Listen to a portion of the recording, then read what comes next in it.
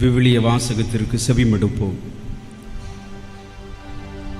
மரியாவின் பாடலிலிருந்து நற்செய்தி எடுக்கப்படுகிறது. ஆண்டவர் உங்களோடு இருப்பாராக. தூய லூக்கா எழுதிய நற்செய்தியிலிருந்து வாசகம். ஆண்டவரே, மாட்சி உமக்கே. தூய லூக்கா இயல் 1 இறைமுத்துக்கள் 54 முதல் 55 வரை. தூய லூக்கா இயல் 1 இறைமுத்துக்கள் 54 முதல் 55 வரை. மூதாதையருக்கு உரைத்தபடியே அவர் அபிரகாமையும் அவர்தம் வழிமரபினரையும் என்றென்றும் இரக்கத்தோடு நினைவில் கொண்டுள்ளார். தம் ஊழியராகிய இஸ்ராயலுக்கு துணையாகவும் இருந்து வருகிறார். ஆண்டவரின் அருள்வாக்கு.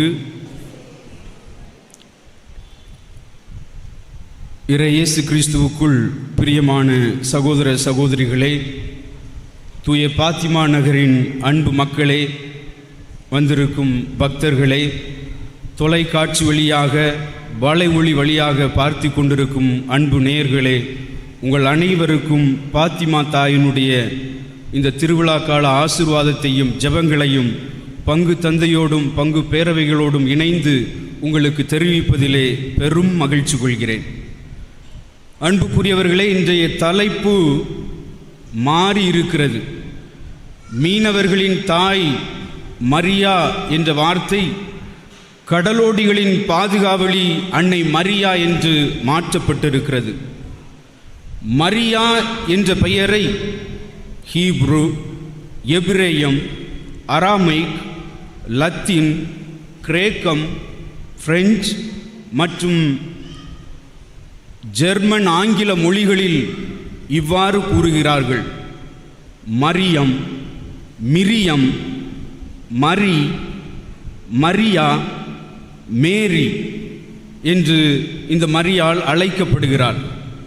ஆனால் மரியா என்ற பெயருக்கு என்ன பொருள், என்ன அர்த்தம், என்ன விளக்கம் என்று பார்க்கும் பொழுது, புவோனோ என்ற விவிலிய அறிஞர் எழுதிய புத்தகத்தில் dictionary of Mary, name of Mary என்ற தலைப்பில் பக்கம் 361 பக்கத்திலே அவர் இவ்வாறு குறிப்பிடுகிறார்: மரியாள் என்ற பெயருக்கு லத்தீனில் ஸ்டெல்லா மேரிஸ், அதன் ஆங்கில பதம் ஸ்டார் ஆஃப் த சீ.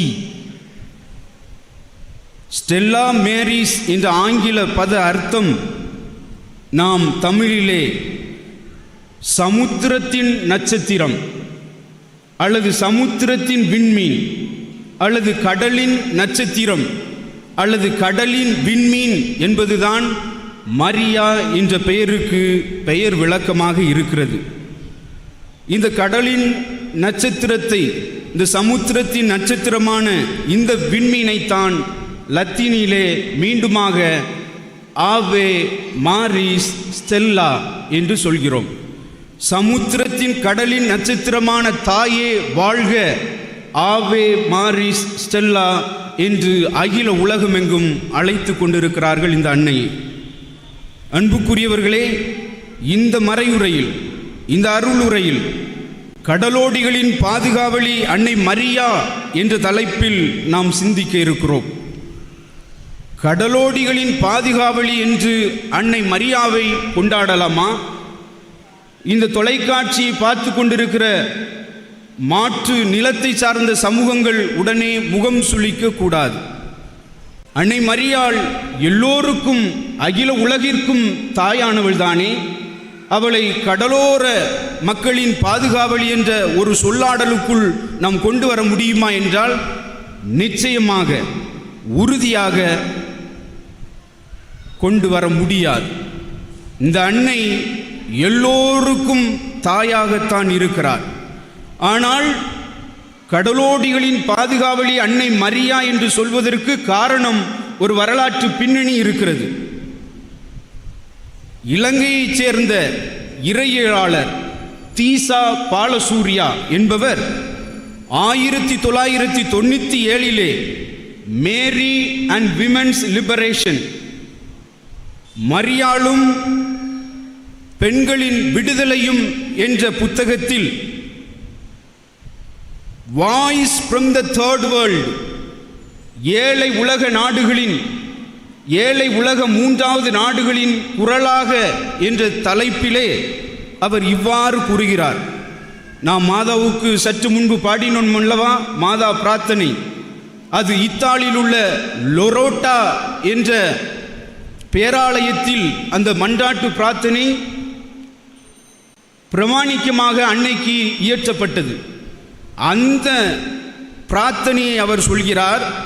அந்த பிரார்த்தனைகளிலே மரியியல் அதிகமாக இல்லை, மரியாள் சொன்ன கருத்து அதிகமாக இல்லை.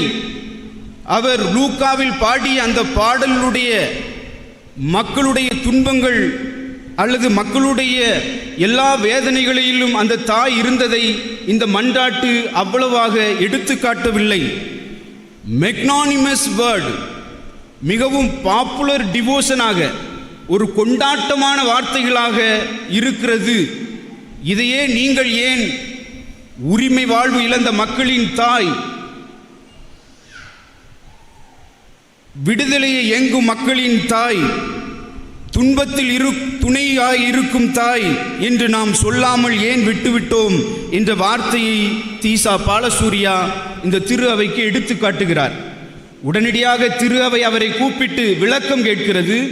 அவர் சொல்கிறார், நான் விவிலியத்திலிருந்து தான் பார்க்கிறேன், மரியாளை நாம் பிரார்த்தனையில் சொல்வது போல இல்லை, இன்னும் அதிகமாக மரியாளை யோசிக்க வேண்டும் என்பதை அவர் சொல்கிறார். இந்த கருத்தை அப்போதைய திருத்தந்தை ஏற்றுக்கொள்ளவில்லை. ஆனால் இப்போது இருக்கும் திருத்தந்தை 2020 நமது திருத்தந்தை பிரான்சிஸ் அவர்கள் இந்த லொரோட்டா பிரார்த்தனை மன்றாட்டில் இன்னும் 3 மன்றாட்டை இணைக்க சொல்கிறார். உங்களுக்கெல்லாம் தெரியும், இந்த கொரோனா காலத்திலே தொடர்ந்து 2 வருடமாக கஷ்டப்பட்டு இருக்கிற நமக்கெல்லாம் அவர் இந்த அன்னை மரியாவிடம் பிரார்த்தனை செய்து அன்னை மரியாளுடைய ஜெபங்களை உலகமெங்கும் பரப்பி கொண்டிருக்கிறார் நம்முடைய திருத்தந்தை. அந்த திருத்தந்தை 3 மன்றாட்டுகளை இணைக்க சொல்கிறார். கொரோனாவிலே உடனடியாக ஒன்றிய அரசு செய்த முதல் தவறு, உடனடியாக எல்லாவற்றையும் தடுத்து நிறுத்தி மக்களை நடைபயணமாக நடை செய்யவிட்டது. எத்தனையோ பேர் நிராகரியாக ஒரு நாட்டிலிருந்து, ஒரு மாநிலத்திலிருந்து மற்றொரு மாநிலத்துக்கு நடையாய் நடந்தவர்கள், அதில் இறந்தவர்கள் ஏராளம் உண்டு என்பது நமது வரலாற்று பின்னணி. அந்த பின்னணியில்தான் திருத்தந்தை பிரான்சிஸ் அவர்கள் 3 பிரார்த்தனை இணைக்கிறார்கள். ஒன்று, mother of hope, mother of mercy, mother of migrants, இரக்கத்தின் தாய், எதிர்பார்ப்புகளின் தாய், புலம்பெயர்ந்தோர்களின் தாய், எங்களுக்காக வேண்டிக் கொள்ளும் என்று இணைத்துக் கொள்ளுங்கள் என்று நம்முடைய பிரார்த்தனையில் அவர் கேட்டுக்கொண்டிருக்கிறார். தீசா பாலசூரியாவினுடைய அந்த கூக்குரல் இப்போது இருக்கிற திருத்தந்தையில் அதை நினைத்து மரியாளிடம் நாம் துன்பப்படுபவர்கள் மத்தியிலிருந்து வேண்ட வேண்டும், அப்படி வேண்டக்கூடிய தன்மையில் தான் மக்கள் ஒருங்கிணைவார்கள் என்று அவர் சிந்தித்த காரணத்தினுடைய விளைவாகத்தான் இந்த தலைப்பு கடலோடிகளின் பாதுகாவலி அன்னை மரியா என்று தரப்பட்டிருக்கிறது. இன்றைக்கு நமக்கு கடல்வள மசோதாக்களை கொண்டு வந்து இந்த கடலிலே பயணிக்கிறவர்களுக்கு சட்டம் கொண்டு வந்து எத்தனையோ துன்புறுத்தல்களை நமது அரசும் அல்லது இந்த கடல் சாராத மக்களும் நம்மளை அமுத்த பார்க்கும் இந்த நேரத்தில் கடலோடிகளின் பாதுகாவலி அன்னை மரியா என்று கூக்குரலிட்டு இந்த தாயினுடைய வேண்டுதலை தேடி நாடி வந்திருக்கிறோம். அப்படி என்றால் மறு தலைப்புக்கு நாம் கடந்து செல்ல வேண்டும் என்றால், இந்த கடலோடி என்பவன் யார்? இந்த கடலோடி என்பவன் யார் என்ற கேள்விக்கு தமிழினுடைய சங்க இலக்கியங்களுக்கு, நம்முடைய பூர்வீகத்துக்கு, தொல்குடி இலக்கியங்களுக்கு நாம் கடந்து செல்ல வேண்டும். தமிழிலே 5 வகை நிலங்களாக குறிஞ்சி, முல்லை, மருதம், நெய்தல், பாலை என்று பிரித்து நெய்தல் நிலம், கடலும் கடல் சார்ந்த மக்களும் நெய்தல் நிலம் என்று சொன்னார்கள். அங்கு ஒரு பாடப்படும், அங்கு ஒரு பாடல் எப்பொழுதும் பாடப்படும், இரங்கலும் இரங்கல் நிமித்தமும் என்று சொல்கிறார்கள். ஏனென்றால் இப்போது வேண்டுமானால் தொழில்நுட்ப கருவிகள் எல்லாம் வந்துவிட்டது. காற்றடிப்பதும் புயலடிப்பதும் எப்போது என்று அரசு அவ்வப்போது தெள்ளத் தெளிவாக இல்லை என்றாலும் கூட ஓரளவுக்கு நமக்கு அறிவுறுத்துகிறது.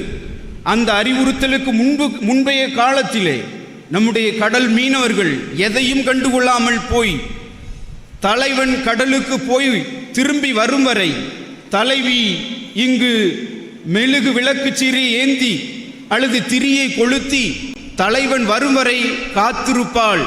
அவளுடைய பாடல் எல்லாம் இரங்கல் பாடல்களாகத்தான் இருக்கும், துக்க பாடல்களாக இருக்கும். தலைவன் எப்போது கரையை வந்து சேர்கிறானோ அதை பார்த்த பின்புதான் அந்த தலைவிக்கு மகிழ்ச்சி உண்டாகும் என்று நம்முடைய இலக்கியம் கூறுகிறது. ஆக கடலும் கடல் சார்ந்த இடமும் தான் இந்த நெய்தல் நிலத்தை குறிப்பதாக இருக்கிறது. அப்படி என்றால் மீனவன் என்ற வார்த்தை எங்கிருந்து வந்தது என்று பார்க்கும் பொழுது அது ஒரு இடைச்சருகளாகவே இருக்கிறது.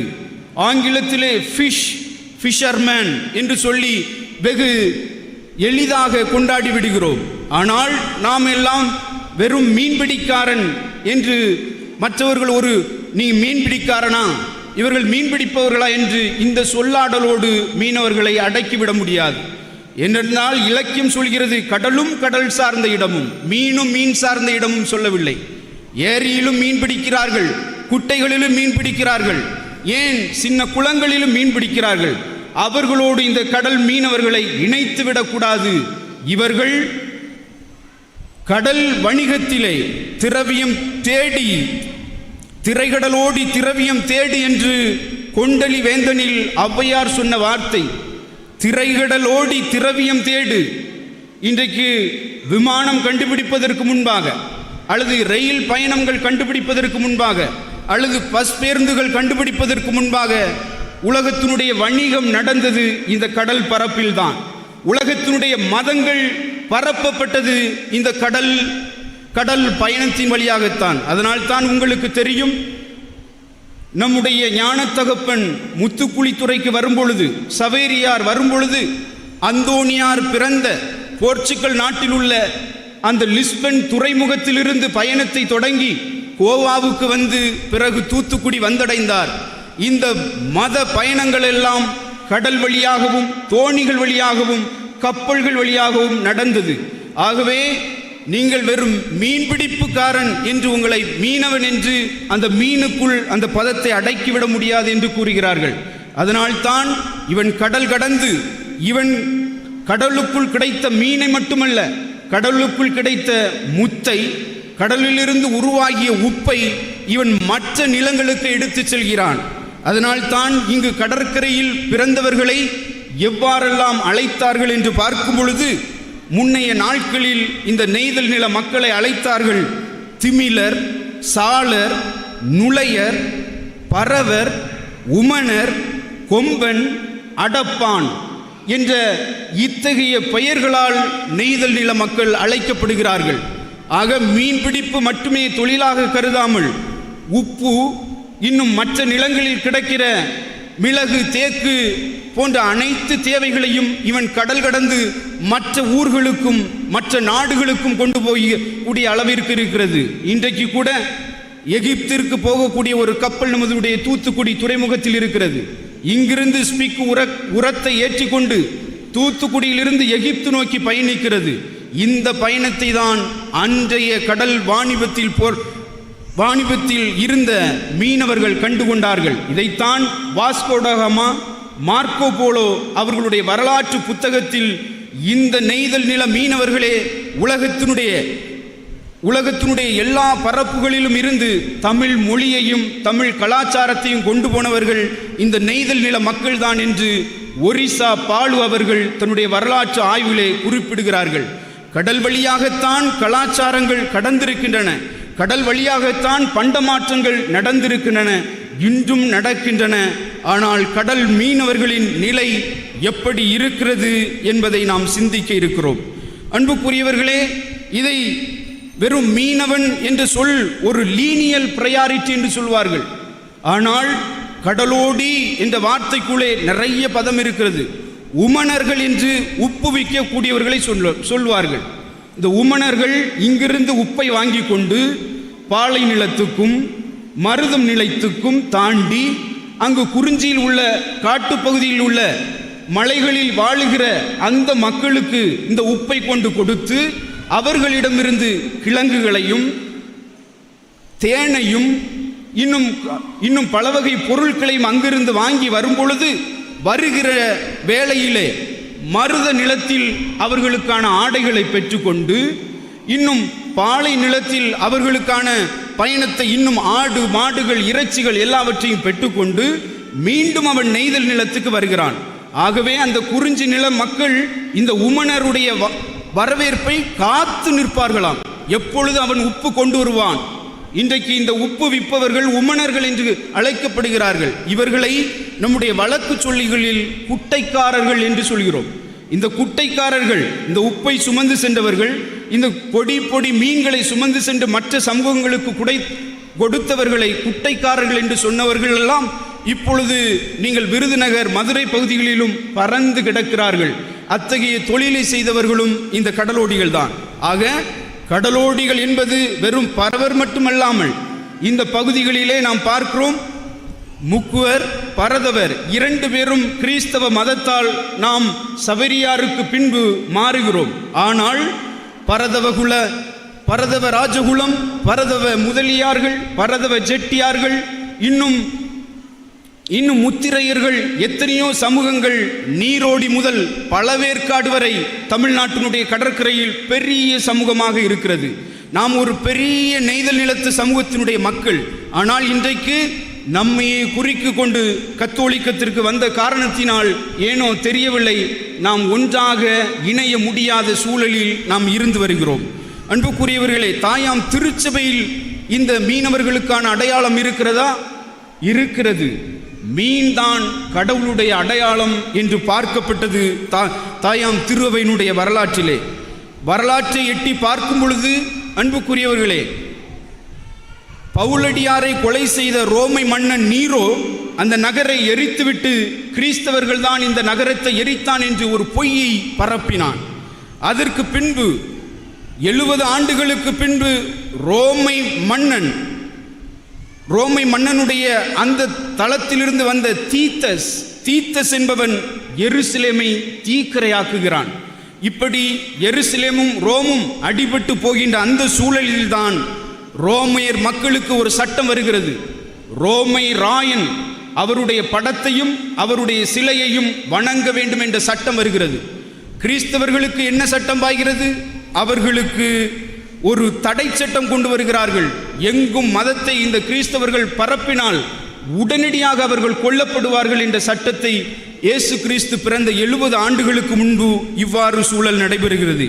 இத்தகைய சமயத்தில்தான் நம்முடைய திரு அவைகளில் தோன்றிய தந்தையர்கள் பொலிகார், நீங்கள் கேள்விப்படாத பேராக இருக்கும். இந்த வரலாற்றை உன்னிப்பாக மாணவர்கள் படித்தவர்கள் இதை அடுத்த கட்டத்திற்கு கொண்டு போக வேண்டும். பொலிகார்ப் என்ற ஒரு திரவை தந்தையர் தோன்றுகிறார். அவரை வைக்கோலில் எரித்து விடுகிறார்கள். ஜஸ்டின் த மார்ட்டையர் என்று சொல்வார்கள். வேத இரத்த சாட்சியாக மரித்த ஜஸ்டின் இருக்கிறார். இவருக்கு பின்புதான் கிறிஸ்தவ சமயங்கள் பைய மெதுவாக அங்குமிங்குமாக பரவ தொடங்குகிறது. அப்பொழுது இவர்கள் நடு இரவிலே அல்லது விடியற் காலையிலே ஒவ்வொரு ஞாயிற்றுக்கிழமையும் தங்கள் ஆராதனைகளை நடத்துவார்களாம் ரகசியமாக. அதுவும் ஒரு வீட்டினுடைய கீழ்த்தளத்தில். அந்த வீட்டினுடைய கீழ்த்தளத்தை எந்த அடையாளத்தால் கண்டுபிடிப்பார்கள் பார்ப்போம் என்றால் அது மீன் அடையாளம். அன்புக்குரியவர்களே, 200 ஆண்டுகளாக சிலுவை கிறிஸ்தவர்களின் அடையாளம் அல்ல, மீன்தான் கிறிஸ்தவர்களுடைய அடையாளமாக இருந்தது. இந்த மீனை சனிக்கிழமை ஒரு நடு இரவுகளில் அவர்கள் வீதிகளில் வரும்பொழுது எந்த வீட்டில் இந்த மீன் அடையாளம் இருக்கிறதோ அந்த வீட்டிலே அன்றைக்கு ஆராதனை நடைபெறும். அவர்கள் கிறிஸ்துவை ஆராதிக்க ஞாயிற்றுக்கிழமை இந்த வீட்டுக்கு வந்துவிட வேண்டும் என்பது கிறிஸ்தவர்களுக்கு மட்டுமே தெரிந்த ரகசிய குறியீடு இந்த மீன். இந்த மீனினுடைய அந்த வடிவத்திலே, அந்த வரைபடத்திலே ஹீப்ரு மொழியால் 5 மொழிகள் எழுதப்பட்டிருக்கும். அந்த 5 மொழிகளும் அயோட்டா, இயேசுஸ் அதாவது இயேசு, ஹை கிறிஸ்தோஸ் அதாவது கிறிஸ்து, தீட்டா தியோஸ் ஆண்டவர் கடவுள், ஒப்சிலா பியோஸ் அதாவது கடவுளின் மகன், சிக்மா கோட்டன் அதாவது இரட்சகர் மீட்பர். இதனுடைய மொத்த விளக்கம் இயேசு கிறிஸ்து கடவுளின் மகனும் மீட்பருமாய் இருக்கிறார். இயேசு கிறிஸ்து கடவுளின் மகனும் மீட்பருமாய் இருக்கிறார். இந்த 5 வார்த்தையினுடைய ஒவ்வொரு வார்த்தை தான் அந்த மீன் அடையாளத்திற்குள் வைத்து அவர்கள் எந்த வீட்டிலே அந்த அடையாளம் பொதிக்கப்பட்டிருக்கிறதோ அந்த வீட்டிற்கு சென்று ஆராதனையை நடத்தி கொண்டு வருவார்கள். இது 200 ஆண்டு காலம் நடைபெற்றது. அதற்கு பின்பு வந்த ஒரு மிகப்பெரிய அரசியல் மாற்றம்தான் இந்த சிலுவையை நமக்கு கொண்டு வந்தது. அதுவும் நமக்கு கத்தோலிக்க திருவையிலே கான்ஸ்டாண்டையூஸ் என்று சொல்லக்கூடிய ஒரு மன்னனும், ஹெலினா என்ற ஒரு இளவரசியும் இருந்தார்கள். ஹெலினா என்பவர்கள் நாம் தாயம் திரு அவையிலே அவர்களை புனிதராக போற்றுகிறோம். ஏனென்றால் இந்த ஹெலினாவும் ரகசியமாக கிறிஸ்துவை வழிபட்டவர்கள். இந்த கான்ஸ்டாண்டியூஸ் மன்னர் இறந்தவுடன் இந்த இளவரசி என்ன செய்கிறார்கள் என்றால், அவர்களுக்கு பின் கான்ஸ்டாண்டியூஸுடைய மகன் வருகிறான். அவனுடைய பெயர்தான் கான்ஸ்டாண்டைன். கான்ஸ்டாண்டியூஸ் அவருடைய அப்பா, கான்ஸ்டாண்டைன் அவருடைய மகன். இந்த மகன் பதவியேற்ற பிறகு அங்கு போர்க்களத்துக்குள்ளே ஒரு பொறாமை வருகிறது.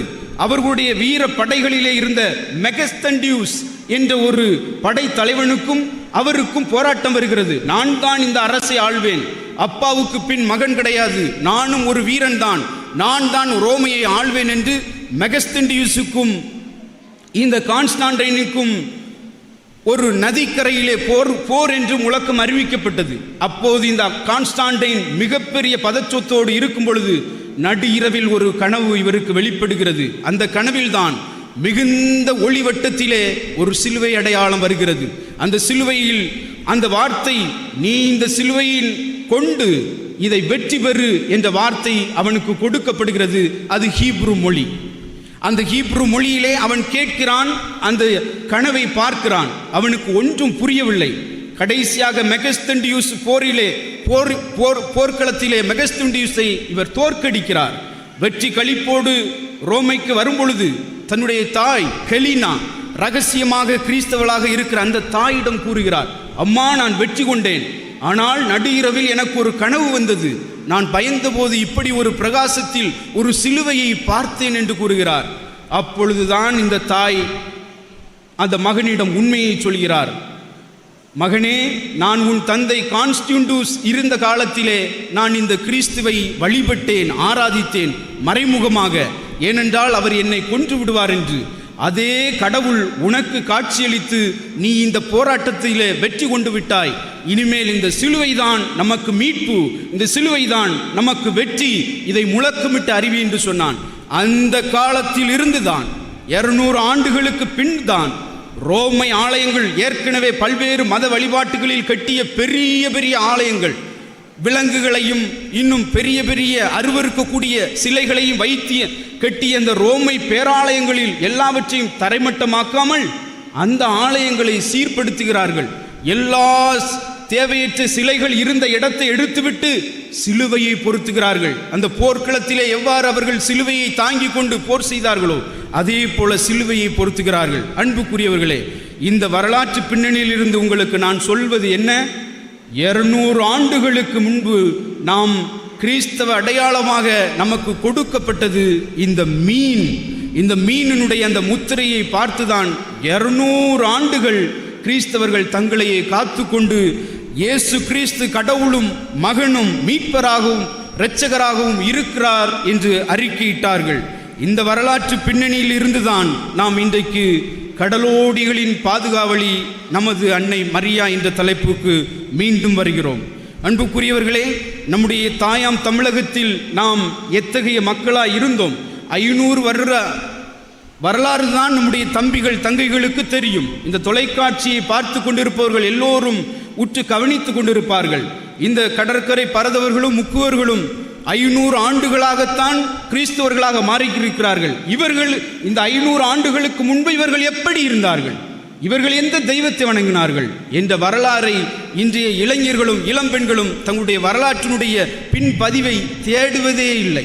அதனால் விளைந்த விளைவுதான் இன்றைக்கு சமூகத்தினுடைய வரலாறு தெரியாதவர்கள் இந்த வரலாற்றிலே இடம் பிடிக்க முடியாதவர்களாக இருக்கிறார்கள். அன்புக்குரியவர்களே, எவ்வாறு ஔவையார் சொன்னாரோ, திரைகடல் ஓடி திரவியம் தேடு என்று ஔவையார் சொன்ன அந்த வார்த்தை போல பாண்டிய நாடு வளமுடைத்தது. எதனால்? முத்தால் வளமுடைத்தது. அந்த முத்தை எடுத்தவர்கள் யார்? இந்த முத்துக்குழியைச் சேர்ந்த இந்த மக்கள், நெய்தல் நில மக்கள் என்று போற்றப்படுகின்றனர். அப்படி என்றால் இந்த உப்பையும் இந்த முத்தையும் இன்னும் பல்வேறு பொருட்களையும் கடல் வணிகத்திலே எகிப்து, அரேபியா, யவனர்கள், சோழர்கள் எல்லோருக்கும் கொண்டு போய் சேர்த்த பெருமைக்குரிய மக்கள் எத்தகைய மதத்தை பின்பற்றி கொண்டிருந்தார்கள்? சவேரியார் வருவதற்கு முன்பு இவர்கள் கன்னியாகுமரியிலே பகவதி அம்மனையும், குலசையிலே முத்தாரம்மனையும், தூத்துக்குடியிலே சந்தனமரியன் அம்மன் குருஸ்புரத்தில் இருக்கும் அந்த சந்தனமரியம்மனையும் வணங்கி கொண்டிருந்தார்கள். இப்படிப்பட்ட சூழலில்தான் சவேரியார் இந்த பகுதிகளுக்கு வருகிறார். தமிழ்நாடு ஏற்கனவே தாய் வழிபாட்டிலே மிகுந்த அக்கறை கொண்டிருந்தது. பல அம்மன் வழிபாடுகளும் பல நாட்டுப்புற தெய்வ வழிபாடுகளும் நம்மிடையே இருந்தது. இந்த வரலாற்று பின்னணியில் பார்த்தவர்தான் சவேரியார். நற்செய்தியை முழக்கமிட்டு அறிவிக்கிறார். கடந்த வாரங்களிலே நீங்கள் புன்னக்காயலிலிருந்து இந்த புன்னக்காயல் ஊர் கமிட்டி தலைவர்கள் நம்முடைய கலெக்டர் அலுவலகத்திற்கு வந்து ஒரு வரலாற்றை பதிவு செய்திருக்கிறார்கள். தமிழிலே முதல் அரிச்சுவடி கொண்டு வந்தது புன்னக்காயலில் தான். இந்த தமிழ்நாட்டுக்கு முதலிலே தமிழ் மொழியை அடிச்சுவடிலே அல்லது நாம் புத்தகமாக வாசிக்கிறோமே அந்த புத்தக எழுத்திலே கொண்டு வந்த பெருமைக்குரியவர்கள் புன்னக்காயலைச் சேர்ந்தவர்கள் தான். என்ற வரலாறை மாற்றி நம்முடைய தமிழ் புத்தகத்திலே சீலன் பால்கு ஐயர் தான் தரங்கம்பாடியில் அவர் கொண்டு வந்ததாக ஒரு கட்டுக்கதையை கொடுக்கிறார்கள். அதற்கு வரலாற்று ஆய்வு பூர்வமாக அவர்கள் எடுத்துரைத்தது ஏற்கனவே கொல்லத்திலே கொச்சினிலே 3 புத்தகங்களை அந்த காலத்திலே 1500களிலே எழுதி புன்னக்காயலிலிருந்து அடியார் வரலாறையும் எழுதிய வரலாற்றினுடைய பூர்வீக மக்கள் நாங்கள்தான் என்று நம்முடைய தமிழக அரசுக்கு நாம் இப்பொழுது கொண்டு போயிருக்கிறோம். இதை இந்த இளைஞர்கள் இளம்பெண்கள் அறியவில்லை, புரியவில்லை, அதனுடைய தெளிவும் விளங்கவில்லை. ஏன்? அதை பற்றி அக்கறையெல்லாம் இங்கு ஒரு சில பேருக்கு மட்டும்தான் இருக்க வேண்டுமே தவிர மற்றவர்களுக்கு இல்லாமல் போய்கொண்டிருப்பது வரலாற்றினுடைய தேய்வாக இருக்கிறது. அன்புக்குரியவர்களே, இப்படிப்பட்ட காலகட்டத்திலே வந்து தமிழ் பணியை மட்டும் செய்யவில்லை சவேரியார். அவர் பார்க்கிறார், இந்த மக்கள் இப்படி தாய் வழிபாட்டிலே மிகுந்த அக்கறை கொண்டவர்களாக இருக்கிறேமே, இவர்களுக்கு ஏன் நமது தாயை தாயாக கொடுக்கக்கூடாது என்றுதான் சாந்த மரியா கப்பலிலே வந்த சிறுவம் நம்முடைய பணிமைய தாய். அந்த தாய் நமக்கு தாயாக இருந்து எல்லா நாம் வழிபட்ட 500 வருடங்களுக்கு முன்பட்ட எல்லா நம்முடைய மத குல வழக்கங்களையும் கைவிட்டு ஒரே தேவன். இங்குதான் நான் விவிலியத்திற்கு வருகிறேன். மரியாளுடைய பாடல் சொல்கிறது, மூதாதையருக்கு உரைத்தபடியே அவர் அபிரகாமையும் அவர்தம் வழிமரபினரையும் என்றென்றும் இரக்கத்தோடு நினைவில் கொண்டுள்ளார். தம் ஊழியராகிய இஸ்ராயலுக்கு துணையாக இருந்து வருகிறார். நீங்கள் இன்றைக்கு கூட ஹோலி லேண்ட் என்று சொல்கிறீர்களே, புனித தலம். இந்த புண்ணிய தலத்திற்கு போனீர்கள் என்றால் கூட்டப்புலியிலிருந்து தூத்துக்குடி வரை உள்ள அளவில்தான் இந்த புண்ணிய தலங்கள் இருக்கின்றன. இஸ்ராயல், எகிப்து நாம் சொல்லுகிற எல்லாமே எப்படி நம்முடைய கூட்டப்புலியிலிருந்து தூத்துக்குடி அமைப்பு கடலோரங்களில் இருக்கிறதோ அதே போல நீங்கள் இறங்கி இறங்கி ஒவ்வொன்றாக பார்த்து செல்ல வேண்டும். நான் சென்றதால் அந்த நினைவை உங்களுக்கு சொல்கிறேன். அப்படிப்பட்ட ஒரு கட்டமைப்பில் தான் இருக்கிறது. அந்த கட்டமைப்பில் உருவாக்கப்பட்ட கிறிஸ்தவம் பின்னாளிலே சவேரியார் என்ற வடிவிலே இங்கு வந்து அவர் கோவாவிற்கு வந்து இங்கு கன்னியாகுமரியிலிருந்து ராமேஸ்வரம் உள்ள மக்களை, இந்த நெய்தல் நில மக்களை அவர் மாற்றுகிற அந்த சமயத்தில் தான் அவர் இந்த வழிபாட்டை பார்த்து இந்த தாயை நமக்கு தாயாக தந்து இன்றைக்கு ஒரு சொல்லாடல் வத்திக்கானிலும் இருக்கிறது. நெய்தல் சமவெளியைச் சேர்ந்த மக்கள் மாதா கிறிஸ்தவர்கள் என்றும், நெய்தல் இந்த பகுதியை அடுத்து சமவெளியில் வாழ்கிறார்களே அவர்களை சிஎஸ்ஐ கிறிஸ்தவர்கள் என்றும் ஒரு சொல்லாடல் வத்திக்கானிலே வரலாற்று பூர்வமாக ஆய்வு பூர்வமாக எழுதி வைத்திருக்கிறார்கள். இதெல்லாம் எதற்கு சொல்கிறேன் என்றால், இந்த கடலோடிகள் வெறும் மீன்காரன், மீன் பிடிக்கிறவன் அப்படிங்கிற அது ஒரு ஏளன வார்த்தையோடு இங்கு போய்விடக்கூடாது. பிள்ளைகள், இளைஞர்கள், படித்தவர்கள் உற்று கவனிக்க வேண்டும். இன்றைக்கு வணிகத்திலே அல்லது இன்னும் சொல்லப்போனால் ஏற்றுமதி இறக்குமதியிலே இன்னைக்கு அல்லது அரசியல் தளத்திலே அல்லது கப்பல் ஓட்டிகளாக கப்பலை சொந்தம் கொண்டவர்களாக நாம் இல்லை.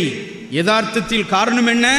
இந்த பிள்ளைகளுக்கு இந்த வரலாற்று தெளிவை அவருடைய தாய்கள் தந்தையர்கள் கடத்தாத காரணத்தினால் தன் சமூகம் இழிவானதோ, மீன்பிடிக்காரன் சமூகமோ, மீன்பிடிப்பவர்களோ என்ற ஏற்றத்தாழ்வுகள் இருக்கின்றன. இங்கிருந்து தான் வெறும் மீனை நாம் பிரதான உணவாக மட்டும் வைத்திருந்தோம். ஆனால் மீன் கடலில் இருந்து தோன்றிய அனைத்து உப்புக்களையும் முத்துக்களையும் உலகமெங்கும் கொண்டு போன வணிக பெருமக்களாகவும் உப்பு வியாபாரிகளாகவும் முத்து வியாபாரிகளாகவும் லண்டன் மாநகரத்திலே இன்னும் அந்த நூலகத்திலே நம்முடைய முத்துக்குளித்துறையிலிருந்து கிடைத்த அந்த முத்தை வைத்து பேர்ல் ஃபிஷரி கோஸ்ட் என்று எழுதி வைத்திருக்கிறார்கள். முத்துக்குளித்துறையிலிருந்து இந்த முத்து எடுக்கப்பட்டது என்று நம்முடைய முத்துமா நகரை அங்கு பொதித்து வைத்திருக்கிறார்கள். இப்படி வரலாற்றுக்கு சொந்தமான மக்கள் இன்றைக்கு கூட நீங்கள் கேள்விப்பட்டிருக்கிறீர்கள். கீழடி, ஆதிச்சநல்லூர், சிவகலை, கொர்க்கை, இந்த இத்தகைய எல்லா வரலாற்றுகளிலும் சமய காலங்களிலே 2 வாரங்களுக்கு முன்பால் ஒரு நங்குரம் ஏரலிலே கிடைக்கப்பட்டிருக்கிறது. நங்குரம் கப்பல்களை அல்லது மரக்கலங்களை நிறுத்துவதற்காக பயன்படுகிற 3000 ஆண்டுகளுக்கு மேலாக பயன்படுத்தப்பட்ட நங்கரம் இன்று கண்டுபிடிக்கப்பட்டு இருக்கிறது. இப்படிப்பட்ட வரலாற்றுகளின் சொந்தக்கார பிள்ளைகள் நாம். இந்த பிள்ளைகளை மரியாள் உற்று நோக்குகிறாரா? நிச்சயம் உற்று நோக்குகிறார். தன்னுடைய பெயரிலே சமுத்திரத்தின் நட்சத்திரம், கடலின் நட்சத்திரம் என்று தன்னுடைய பெயரிலே பொருள் தாங்கிய இந்த அன்னை அன்றைக்கு போர்ச்சுகீசியர்கள் கப்பலோட்டி வரும்பொழுது கடலிலே தவித்த அந்த போர்ச்சுகீசியர்களுக்கு கலங்கரை விளக்கமாக இதோ வேலை நகரில் எல்லோருக்கும் அருள் பொழியும் ஆரோக்கிய தாயாக, வேலை நகர் தாயாக அங்கு வீற்றிருக்கிறார். நிச்சயமாக இந்த வரலாற்றை பார்க்கும் பொழுது தூத்துக்குடிக்கு பிறகு இந்த மாதாவினுடைய பக்தியை அந்த பகுதியில், அதுவும் அந்த கடற்கரை ஓரத்திலே அந்த தாய் நின்று எவ்வாறு மீனவர்கள் கடலுக்கு தன்னுடைய முகத்தையும் நிலத்துக்கு தன்னுடைய முதுவையும் காட்டிக் கொண்டிருப்பது போல அந்த தாய் இந்த நெய்தல் நில மக்களுக்கு தன்னுடைய முகத்தை காட்டிக்கொண்டே இருக்கிறாள். கலங்கரை தீபமாக, கலங்கரை ஒளியாக. இதோ மதங்களை மட்டுமல்ல, நல்ல கலாச்சாரங்களையும் நல்ல வணிகத்தையும் நல்ல மாண்புகளையும் கலாச்சாரத்தையும் காப்பாற்றும் தாயாக இருக்கிறாள். இங்குதான் நாம் தீசா பாலசூரியாவினுடைய வார்த்தைக்கு வருகிறோம். கடலிலே நீங்கள் தவிக்கும் போது, தத்தளிக்கும் போது, புயலினால் அல்லது பல்வேறு சூழ்நிலைகளால் தத்தளிக்கும் பொழுது இந்த அன்னை நமக்கு கடலோடிகளின் பாதுகாவலியாக வருவார். கடல் சார்ந்த மக்கள் மட்டுமல்ல, எத்தனையோ மக்கள் தங்கள் தேவைகளுக்காக பயணித்து கப்பலிலே நீரிலும் நிலத்திலும் ஆகாயத்திலும் எவ்வாறு பயணிக்கிறார்களோ, கடலிலே பயணிக்கும் அத்தனை பொருட்களையும் அத்தனை மக்களையும் பாதுகாப்பவள் இந்த அன்னை. இந்த அன்னையிடம் நாம் வேண்டும் பொழுது நிச்சயம் நமக்கு ஆசீர்வாதம் கிடைக்கும் என்ற நம்பிக்கையை நாம் பெற்றுக்கொள்ளும். தொடக்க நூலிலே நாம் பார்க்கிறோம், விவிலியத்தில் மீனவர்களை பற்றி சொல்லியிருக்கிறதா என்று சொன்னால், தொடக்க நூல் 1வது அதிகாரம் 26வது வசனத்திலே பார்க்கிறோம். அப்பொழுது கடவுள் மானிடரை நம் உருவிலும் சாயலிலும் உண்டாக்குவோம், அவர்கள் கடல் மீன்களையும் வானத்து பறவைகளையும் கால்நடைகளையும் மண்ணுலகு முழுவதையும் நிலத்தில் ஊர்வன யாவற்றையும் ஆளட்டும் என்று சொன்னார். அன்புக்குரியவர்களே, கடவுள் மனிதனை தமது உருவில் படைத்து முதல் படைப்பாக அவர் சொன்னது கடல் மீன்களையும். அதற்கு பிறகுதான் சமவெளியினுடைய வானத்து பறவைகள் வருகிறது, கால்நடைகள் வருகிறது, மண்ணுலகு வருகிறது.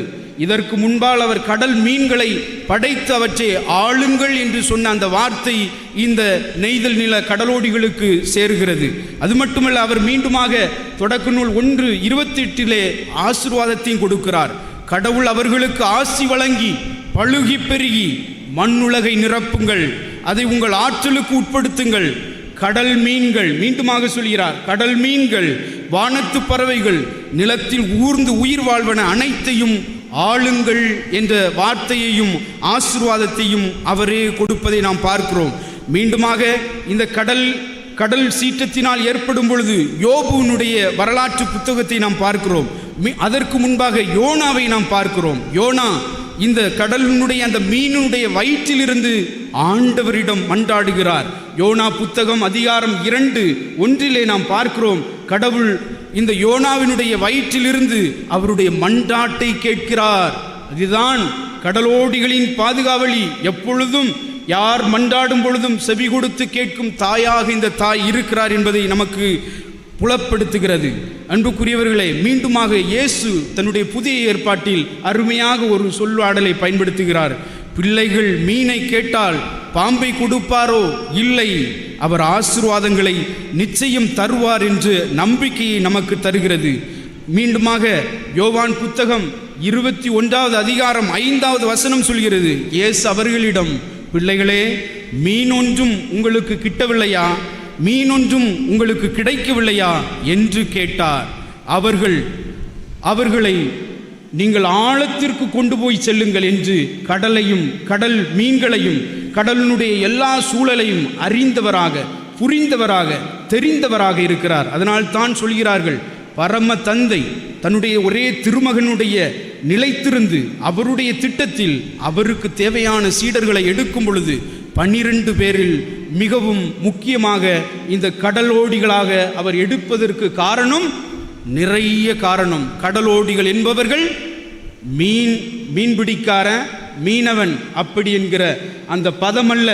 கடலோடிகள் கப்பலோட்டி மரங்களை காப்பாற்றுபவர்கள், மற்றவர்களுக்கு உணவுப் பொருட்களை எடுத்து கொண்டு போகக்கூடியவர்கள், மற்றவர்களுக்கு இறை வார்த்தையை கொண்டு போக எல்லோரையும் அழைத்து கொண்டு போபவர்கள், ஒரு நாட்டிலிருந்து மற்றொரு நாட்டிற்கு எல்லோரையும் கடத்தி செல்பவர்கள்.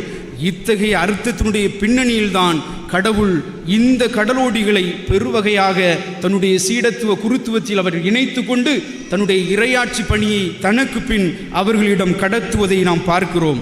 ஆகவே மார்க் 1:16 சொல்வது போல, இயேசு கலிலேய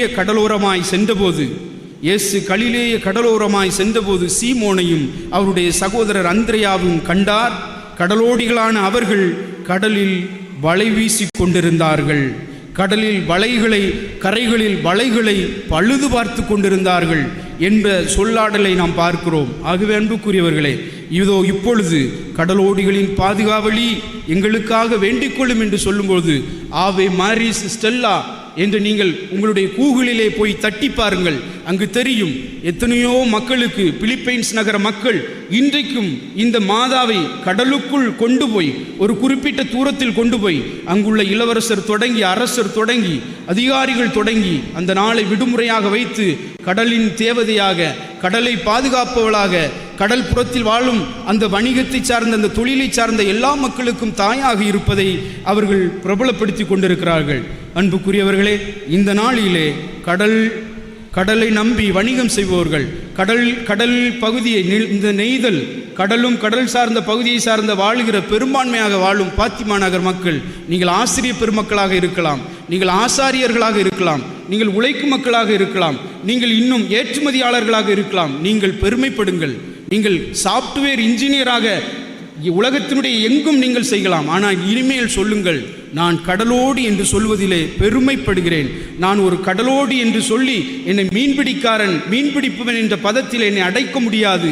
நான் கடலும் கடல் சார்ந்த நிலத்தையும் கொண்டு இந்த உலகத்தை திரவியம் தேடி திரைக்கடல் ஓடி என்று சொல்லக்கூடிய அளவிற்கு என்னுடைய வழிகள் இருக்கின்றன. நான் இந்த கடலையும் கடல் சார்ந்த மக்களையும் பாதுகாப்பேன் என்ற சூளுரையை வரும் தலைமுறைகள் எடுத்துக்கொண்டால் நிச்சயம் இந்த அன்னையையும் இந்த அன்னையினுடைய ஆசிரையும் நாமும் நம்முடைய குடும்பங்களும் பெறுவோம். இந்த திருவிழா காலங்களிலே சிறப்பாக இந்த கடல் மசோதாவுக்கு எதிராக அன்னைதாமே நம்மை ஒன்று சேர்த்து இந்த கடல் மசோதாவை இந்த ஒன்றிய அரசு திரும்ப பெற வேண்டும். கடலும் கடல் சார்ந்த இடத்திலே மீனவர்கள், இந்த கடலோடிகள் சுதந்திரமாக வாழ வேண்டும் என்ற சூளுரையை எடுத்து நிச்சயம் இந்த அன்னை பாதுகாப்பாள் என்று வருகிற நற்கருணை நாதரிடம் நம்முடைய விண்ணப்பத்தை, நம்முடைய பரிகாரங்களை ஒப்படைப்போம். ஆமென்.